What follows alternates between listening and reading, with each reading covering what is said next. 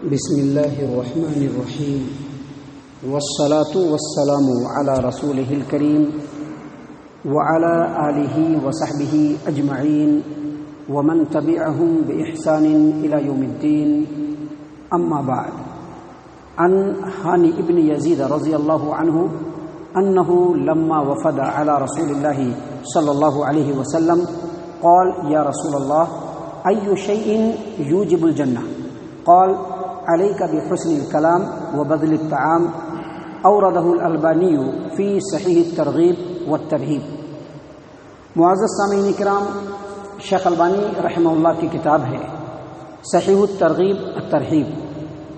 اس میں کتاب الادب باب الترغیب فی طلاقۃ الوجہ و طیب الکلام حدیث نمبر 2690 ہانی بن یزید رضی اللہ عنہ روایت کرتے ہیں کہ جب وہ نبی اکرم صلی اللہ علیہ وسلم کی خدمت میں پہنچے تو انہوں نے نبی اکرم صلی اللہ علیہ وسلم سے پوچھا کہ اللہ کے رسول صلی اللہ علیہ وسلم کون سی چیز جنت کو واجب کرتی ہے؟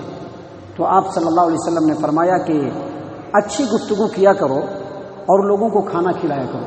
یہ دو بہترین کام کرو گے تو جنت تمہارے اوپر واجب ہو جائے گی.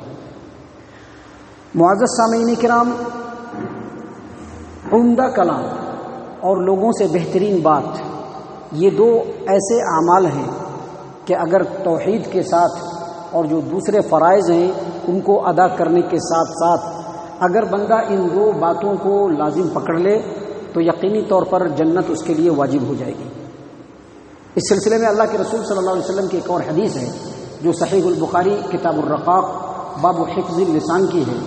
سہل بن سعد السعدی رضی اللہ عنہ یہ روایت کرتے ہیں کہ نبی صلی اللہ علیہ وسلم نے فرمایا: من یضمن لی ما بین لحییہ وما بین رجلیہ اضمن لہ الجنہ.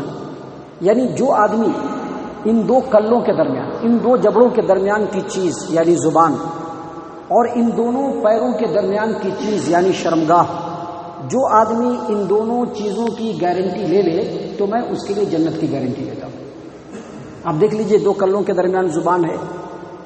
زبان کے اوپر اگر کوئی آدمی کنٹرول کر لے، زبان سے اچھی بات کہے، زبان سے اچھا جملہ نکالے، خیر کی باتیں کرے اور ساتھ ہی ساتھ اپنی عزت و ناموس کی وہ حفاظت کرے، غلط کاموں سے بچے، تو یقینی طور پر اللہ کے رسول صلی اللہ علیہ وسلم نے ایسے آدمی کے لیے جنت کی گارنٹی دی.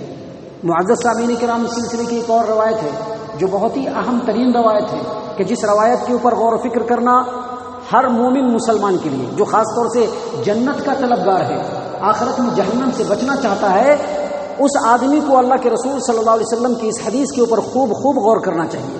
دیکھیے، جامع ترمذی ابواب صفت الجنہ کی روایت ہے اور اس روایت کو روایت کرنے والے علی بن ابی طالب رضی اللہ عنہ راوی ہیں. وہ بیان کرتے ہیں کہ نبی صلی اللہ علیہ وسلم نے فرمایا کہ جنت کے اندر ایسی حویلیاں ہوں گی، ایسے محلات ہوں گے کہ اس کی جو ڈیزائننگ ہوگی، اس کو جو بنایا گیا ہوگا وہ اتنے اچھے انداز میں بنایا گیا ہوگا کہ جو لوگ باہر سے اگر اس بلڈنگ کو دیکھیں گے تو اندر کی تمام چیزیں ان کو دکھ جائیں گی، اور اگر اندر سے دیکھیں گے تو باہر کی پوری چیز ان کو دکھ جائے گی. جب اللہ کے رسول صلی اللہ علیہ وسلم نے جنت کے ان حویلیوں کا ذکر کیا تو ایک دیہاتی کھڑے ہو گئے اور انہوں نے کہا کہ اللہ کے رسول صلی اللہ علیہ وسلم، اتنی خوبصورت بلڈنگیں، اتنا خوبصورت محل کس کے لیے ہوگا؟ تو اللہ کے رسول صلی اللہ علیہ وسلم نے فرمایا: ہی لمن اطاب الکلام، یہ اس آدمی کے لیے ہوگا جو اچھی گفتگو کرے. یاد رکھیے، اچھی گفتگو کا جو ڈیفینیشن ہے وہ بہت وسیع ہے. اچھی گفتگو میں نرم گفتگو بھی آتی ہے، اچھی گفتگو سے جھوٹ اور غیبت اور چغلخوری سے بچنا بھی آتا ہے. اچھی گفتگو کا مطلب لوگوں سے خیر خواہی کی بات کرنا بھی آتا ہے. اچھی گفتگو کا مطلب سیدھی اور صاف اور سچی بات کرنا بھی ہوتا ہے. تو اللہ کے رسول صلی اللہ علیہ وسلم نے سب سے پہلے کہا: ہی لمن اطاب الکلام، وہ جو بلڈنگ ہے جو اتنی خوبصورت ہے وہ ان لوگوں کے لیے ہے جو اچھی گفتگو کرتے ہیں. وَأَطْعَمَ الطَّعَامَ، اور لوگوں کو کھانا کھلاتے ہیں. یاد رکھیے، یہ جو کھانا کھلانے کی بات ہے یہ بڑی اہم ترین چیز ہے. اس معاملے میں ہمارے ہاں بڑی کمی ہے. ہم لوگ کھانا نہیں کھلا پاتے ہیں، یا پھر کھانا کھلاتے ہیں تو اس کے لیے بھی ہمارے ہاں حد بندیاں ہیں. اللہ کے رسول صلی اللہ علیہ وسلم نے کہا کہ جو اچھی گفتگو کرے، جو لوگوں کو کھانا کھلائے، وہ ادام الصیام اور روزوں کی پابندی کرے، وصلی للہ باللیل والناس نیام، اور جب رات کو لوگ سوئے ہوئے ہوں تو اٹھ کر کے اللہ تبارک و تعالیٰ کے لیے نماز پڑھے. ایسے لوگوں کے لیے وہ خوبصورت مال اللہ تبارک و تعالیٰ نے تیار کر کے رکھا ہے. تو معزز سامعین کرام، جنت کے پانے کی طلب ہم تمام کے اندر ہے. ہم میں سے ہر شخص چاہتا ہے کہ ہمیں جنت مل جائے، لیکن یاد رکھیے دنیا کے اندر ایک چھوٹی چیز بھی آپ خریدنے جاتے ہیں، مثال کے طور پر ہر روز آپ منہ دھوتے ہیں، اس کے لیے آپ کولگیٹ خریدنے جاتے ہیں یا دنت منجن خریدنے جاتے ہیں یا مسواک خریدنے جاتے ہیں، تو پہلے اپنے کمائی کا پیسہ اس کو دینا پڑتا ہے، تب جا کر کے وہ چیز آپ کو ملتی ہے. جنت جو اتنی قیمتی چیز ہے، رب العالمین نے اس کو ایمان والوں کے جان اور مال کے بدلے میں خرید لیا ہے. لہذا اگر جنت چاہیے تو رہنمائی وہی رہے گی جو اللہ تبارک و تعالیٰ نے دی ہے. اسی رستے پر چل کر کے جنت ملنے والی ہے، دوسرے رستوں پر چل کر کے جنت نہیں ملنے والی ہے. اللہ کے رسول صلی اللہ علیہ وسلم نے فرمایا کہ ہی لمن اطاب الکلام، یہ اس آدمی کے لیے ہے جو اچھی بات کرے، واطعم الطعام، جو لوگوں کو اللہ تبارک و تعالیٰ کے دیے ہوئے روزی میں سے کھانا کھلائے، وادام الصیام، اور ہمیشہ روزوں کی پابندی کرے، وصلی للہ باللیل والناس نیام. فجر کی نماز چھوڑ دے، ایسا نہیں. فجر کی نماز تو چھوڑنا یہ تصور میں بھی نہیں ہے، یا فجر کی نماز کے وقت ہماری نیند نہیں کھلتی ہے، یہ تصور میں بھی نہیں ہے. فجر تو پڑھنا ہی ہے.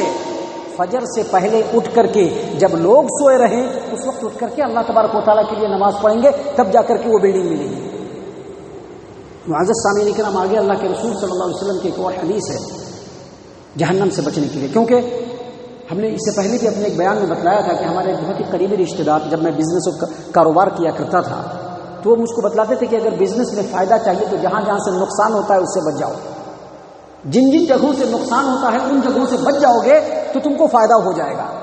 اب اگر جنت چاہیے تو جہنم سے بچنا پہلے ضروری ہے، اور یہی بات اللہ تبارک و تعالیٰ نے اپنے کلام میں بھی کہا ہے کہ فمن زحزح عن النار، جو جہنم سے بچا لیا گیا، وادخل الجنہ، اور جنت کے اندر داخل ہو گیا. تو پہلے جہنم سے بچنا. اور اللہ کے رسول صلی اللہ علیہ وسلم کی حدیث صحیح البخاری کی روایت ہے، عدی بن حاتم رضی اللہ عنہ اس حدیث کے راوی ہیں. وہ کہتے ہیں کہ نبی صلی اللہ علیہ وسلم نے فرمایا کہ کھجور کا ٹکڑا بھی اگر کسی کو کھلا کر کے جہنم سے بچنا ہو تو ضرور بچو.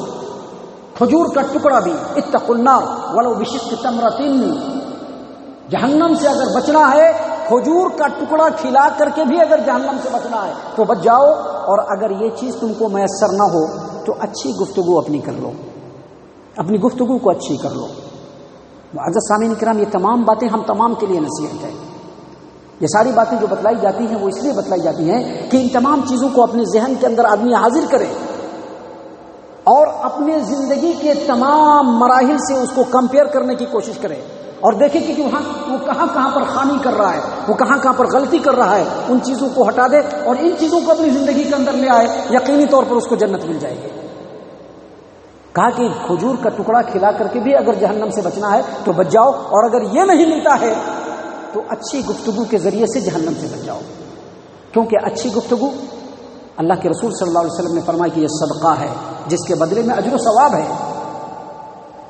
معزز سامعین کرام، ہمارے پیارے رسول صلی اللہ علیہ وسلم کی ایک حدیث ہے جس کو امام مسلم اپنی صحیح مسلم کتاب البر والصلہ کے اندر نقل کرتے ہیں. ابو ذر غفاری رضی اللہ عنہ اس حدیث کے راوی ہیں. وہ کہتے ہیں کہ نبی صلی اللہ علیہ وسلم نے فرمایا لا تحقرن من المعروف شیئا، کسی بھی چھوٹی سے چھوٹی نیکی کو کم مت سمجھو.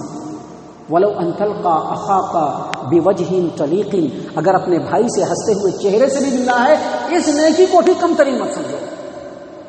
تو معزز سامعین کرام، پوری باتوں کا خلاصہ یہ ہے کہ جنت میں جانے کے اور بھی بہت سارے اعمال ہیں. ان اعمال میں سے دو اہم ترین عمل ہیں. ایک ہماری گفتگو اچھی ہو جائے، دوسرا جو کچھ اللہ نے دیا ہے، جو ضرورت مند ہے اس کو کھانا کھلائیے، اس کی ضرورت کو پورا کیجیے. یقینی طور پر اللہ تبارک و تعالیٰ جنت سے نواز دے گا. توحید ہمیشہ قائم رہنا چاہیے، فرائض کی ادائیگی ہونی چاہیے. اس کے بعد ان اعمال کو آدمی کو لازم پکڑنا چاہیے. اللہ تعالیٰ سے دعا ہے کہ اللہ تعالیٰ ہم تمام کو ان تمام باتوں کے اوپر غور و فکر اور تدبر کرنے کی توفیق عنایت فرمائے. ہم تمام کو ہمارا رب صحیح معنوں میں مومن اور مسلمان بنائے. اللہ تعالی ہم تمام کو جنت الفردوس میں جگہ عطا فرمائے. اے اللہ ہم تمام کو جہنم سے پناہ دے. اے رب العالمین ہم تمام کو جہنم سے پناہ دے. اے مالک الملک ہم تمام کو جہنم سے پناہ دے. آمین یا رب العالمین. وما علینا الا البلاغ المبین.